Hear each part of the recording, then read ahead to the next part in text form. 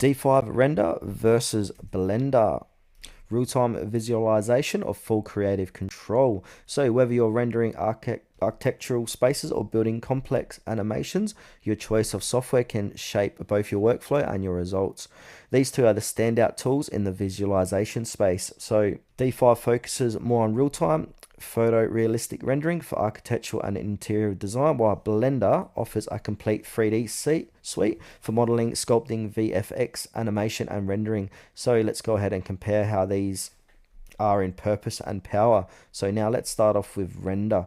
So D5 Render is a real-time renderer built for architects and designers who need to produce high quality visuals quickly. It supports fast photorealistic rendering while with live sync from modeling software like SketchUp, Rhino, Revit, and more. It's a drag and drop asset library, and intuitive interface makes it beginner friendly and great for architectural walkthroughs.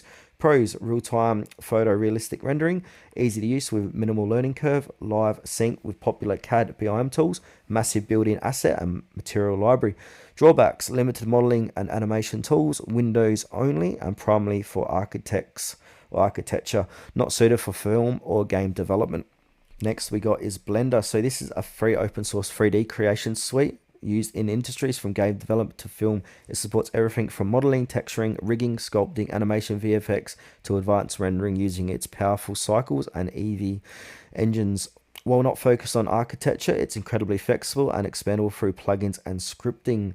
Pros: fully featured 3D suite, modeling, animation, rendering, etc. Free and open source. There is a massive community and plugin support, power for both real-time and path traced rendering.